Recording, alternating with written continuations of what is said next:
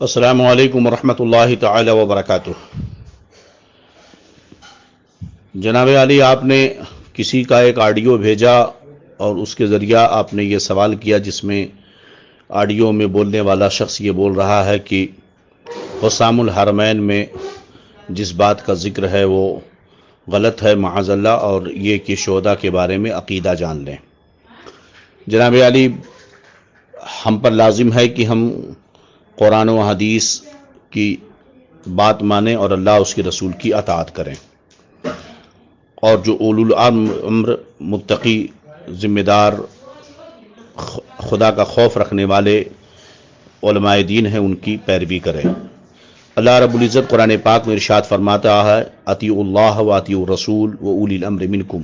اللہ کی اطاعت کرو اور اس کے رسول کی اطاعت کرو، تم میں جو اولو الامر ہیں یعنی علماء اور فقہاء، ان کی اطاعت کرو۔ دوسری جگہ قرآن پاک میں اللہ رب العزت ارشاد فرماتا ہے، ما آتاکم الرسول فخذوہ وما نہاکم عنہ فانتہوا، جو رسول تم کو دیں اسے لے لو، جس سے روکیں اس سے رک جاؤ۔ بلا شبہ شہداء کرام کے بارے میں مسلک اہل سنت والجماعت، بریلوی مکتب فکر کی جو عقیدے ہیں وہی حق اور جائز ہیں۔ شہداء کی زندگی کے بارے میں قرآن پاک خود اعلان فرماتا ہے۔ اللہ رب العزت ایک جگہ ارشاد فرماتا ہے، وَلَا تَقُولُوا لِمَن يُقْتَلُ فِي سَبِيلِ اللَّهِ أَمْوَاتٌ بَلْ أَحْيَاءٌ وَلَٰكِن لَّا تَشْعُرُونَ، جو اللہ کے راستے میں شہید کیے جاتے ہیں یعنی شہداء، انہیں تم مردہ مت کہو بلکہ وہ زندہ ہیں۔ اب ایک سوال یہ پیدا ہوتا ہے، جب وہ مر چکے ہیں تو قرآن نے انہیں مردہ کہنے سے منع فرمایا، تو کیا ہم یہ عقیدہ رکھ سکتے ہیں، یہ سوچ سکتے ہیں کہ چلو مردہ کہنے سے منع کیا گیا مگر ہم ان کے مردہ ہونے کا عقیدہ اور ان کے مردہ ہونے کے بارے میں سوچنا، نظریہ بنانا صحیح ہوگا کہ نہیں؟ بولنے سے منع کیا گیا، نظریہ اور عقیدہ بنانے میں کوئی حرج نہیں ہے، لیکن قرآن پاک نے اس کی بھی نفی فرمائی اور اس سے بھی منع فرمایا۔ اللہ رب العزت نے دوسری جگہ ارشاد فرمایا، لا تحسبن اللہ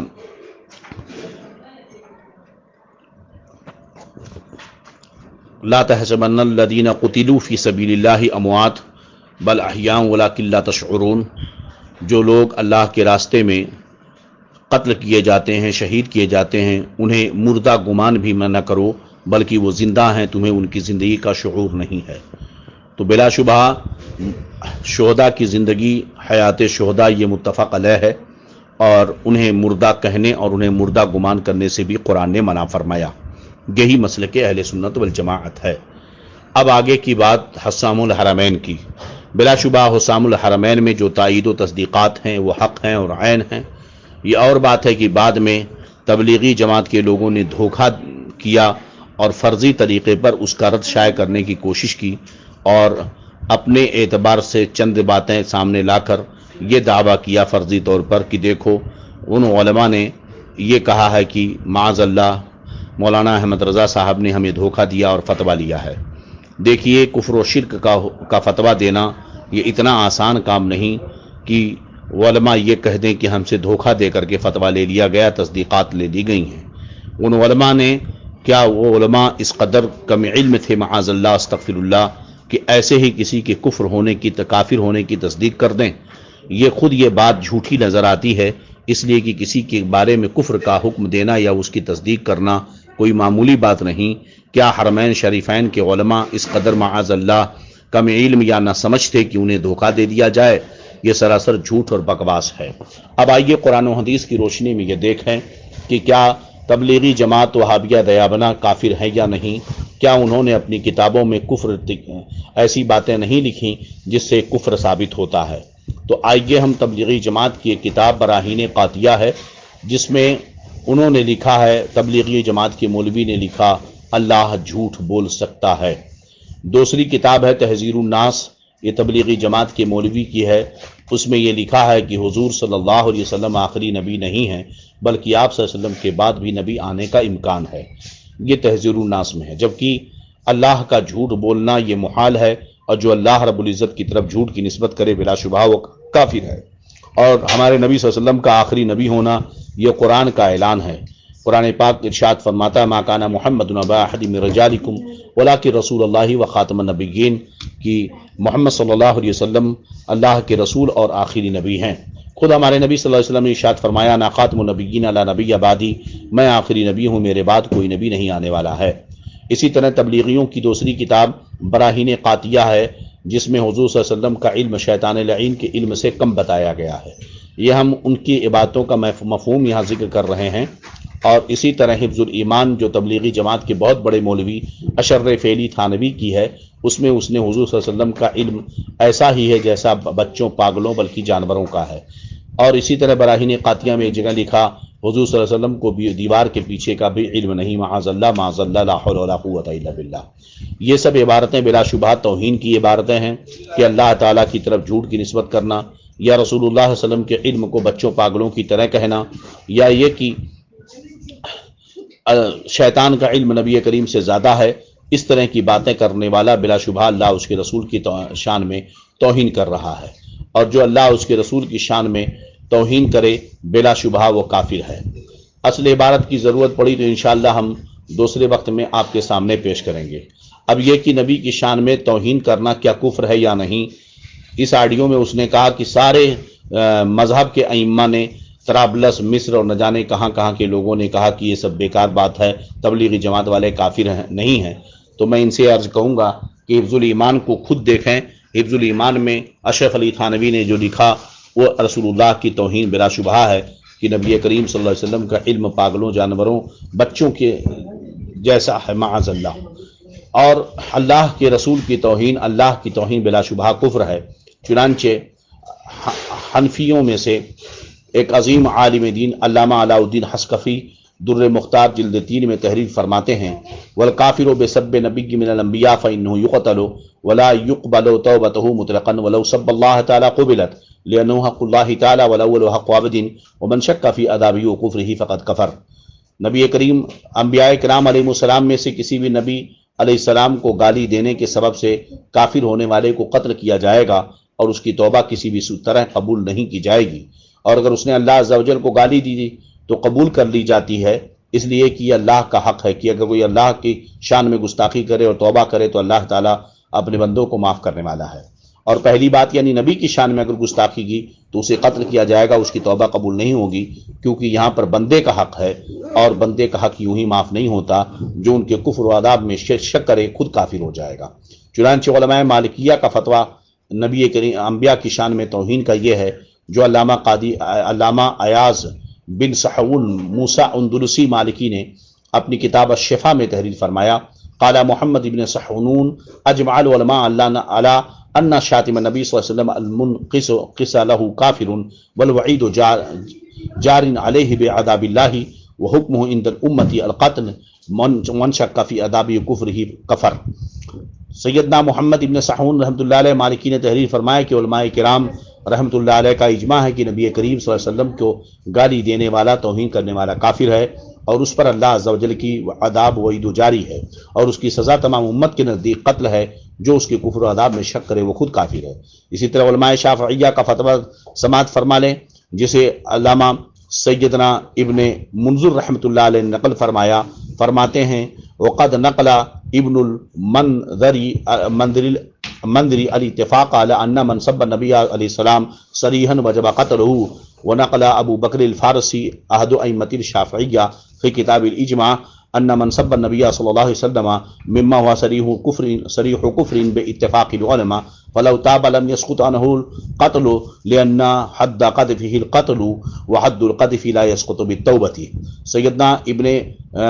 مندر رحمۃ اللہ علیہ نے نقل کیا کہ اس پر اتفاق ہے کہ جس نے حضور صلی اللہ علیہ وسلم کو کھلے الفاظ میں گالی دی اسے قتل کرنا واجب۔ اور شافعیہ کے ایک امام سیدنا ابو بکر رحمۃ اللہ علیہ نے کتاب الاجماع میں نقل فرمایا کہ جس نے کھلے الفاظ میں حضور صلی اللہ علیہ وسلم کو گالی دی تو اس کے کفر پر علماء رحمہ اللہ کا اتفاق ہے، اور اگر وہ توبہ کرے تو پھر بھی قتل اس پر سے ساقط نہ ہوگا، یعنی وہ قتل ہی کیا جائے گا، اس لیے کہ نبی کریم صلی اللہ علیہ وسلم پر تہمت کی سزا قتل ہے، اور تہمت کی سزا توبہ سے ساقط نہیں ہوتی۔ اسی طرح حنبلی مذہب میں کا فتویٰ یہ ہے من سب اللہ تعالی کفر سواء کان مازحا او جادا كذلك من استهزئ بالله تعالى او بآياته او برسوله او بكتبه قال الله تعالى لئن سألتهم ليقولون انما كنا نخوض ونلعب قل بالله وآياته ورسوله كنتم تستهزئون لا تعتذروا قد كفرتم بعد ایمانکم۔ اور جس نے اللہ عز و جل کو گالی دی وہ کافر ہے، خواہ گالی مذاق میں دی ہو، اور اسی طرح جس نے اللہ عز و جل کا مذاق اڑایا یا اس کی آیتوں کا یا اس کے رسولوں کا علیہم السلام یا اس کی کتابوں کا، جیسا کہ اللہ عز و جل کا فرمان ان منافقوں کے بارے میں ہے جنہوں نے حضور صلی اللہ علیہ وسلم کے علم کا مذاق اڑایا، اور اگر تم ان سے، اللہ فرماتا ہے، اور اگر تم ان سے پوچھو کہ انہوں نے کیا کفر بکا تو یہ ضرور کہیں گے کہ ہم تو مذاق کر رہے تھے، تم فرماؤ کہ اللہ عز و جل اور اس کی آیتوں اس کے رسول کا مذاق اڑا رہے تھے، بہانے مت بناؤ، تو ایمان لانے کے بعد کافر ہو چکے ہو۔ اسی طرح تبلیغی سلفی جماعت کے بہت بڑے عالم ابن تیمیہ نے بھی یہی نقل کیا کہ قال محمد ابن سہون اجمع العلماء علی ان شاتم النبی صلی اللہ علیہ وسلم والمنخس له کافر والوعید جار علیہ بعذاب اللہ وحکمه عند الامة القتل ومن شک فی کفر وعذابه کفر وتحریر القول فیہ ان الصاب ان کان مسلما فانه یکفر ویقتل بغیر خلاف ومذهب الائمة الاربعہ وغیرہم۔ ابن تیمیہ نے عبارت نقل فرمائی کہ محمد بن سعون رحمۃ اللہ علیہ نے فرمایا کہ حضور صلی اللہ علیہ وسلم کو گالی دینے والا توہین کرنے والا کافر ہے، اور اس پر عذاب الہی عز و جل کی وعید آئی ہے، اور اس مسئلے میں تحقیق یہ ہے کہ اگر گالی دینے والا مسلمان ہے تو بے اتفاق اسے کافر قرار دیا جائے گا اور قتل کیا جائے گا، اور یہی چاروں ائمہ وغیرہ رحمہ اللہ علیہ کا مذہب ہے۔ الصارم المسلول جو ابن تیمیہ کی کتاب ہے۔ سمجھ یہ بات آ گئی کہ توہین اللہ اس کے رسول کی شان میں بلا شبہ کفر ہے، اور اس میں بہانے بازیاں نہیں چلیں گی۔ علامہ شامی رحمۃ اللہ علیہ فقہ حنفی کے عظیم عالم کہتے ہیں ان ما کانا دلیل الاستخفاف یکفر به وان لم یقصد الاستخفاف، اگر کسی لفظ میں توہین کی دلیل ہو تو اسے کافر کہا جائے گا اگرچہ کہنے والا توہین کا ارادہ نہ کرے۔ اسی طرح علامہ قاضی عیاض رحمۃ اللہ تعالی علیہ نے تحریر فرمایا ان یکون القائل لما قال فی جہته غیر قاصد للسب والازدراء ولا معتقدا له ولكنه كلم في جهته كلمة الكفر من لعنه او سبه او تكذيبه او اضافة ما لا يجوز عليه او نفع ما يجب له مما هو في حقه نقيصة مثل نسب اليه اتيان كبيرة او مداهنة في تبلیغ رسالة او في حكم بين الناس او يغض من مرتبته او شرف نسبه او وفور علمه او زهده او يكذب بما اشتهر من امور اخبر بها تباتر الخبر بها عن قصد رد خبره او ياتي بسفه من القول او قبيح من الكلام او نوع من السب في جهته او وان ظهر بدليل حاله انه لم يتعمد ذمه ولم يقصد سبه اما لجهالة حملته على ما قاله او لفجر او سكر اضطره اليه او قلة مراقبة او ضبط لسانه وعجرفة او وتهور في كلامه فحكم هذه الوجه حكم الاول حكم القتل دون تلعثم اذ لا يعذر احد في الكفر بالجهالة ولا بدعوى زلل اللسان ولا بشيء مما ذكرنا اذا كان عقله سليما الا من اكره وقلبه مطمئن بالايمان۔ شفا شریف جلد 2۔ ترجمہ سن لیں، جو شخص نبی کریم علیہ السلام کی شان میں کوئی بات کرے اور اس کا ارادہ نہ گالی دینے کا ہو نہ آپ کی توہین کا اور نہ وہ اس کا یقین کرتا ہو، لیکن وہ نبی کی شان میں ایسا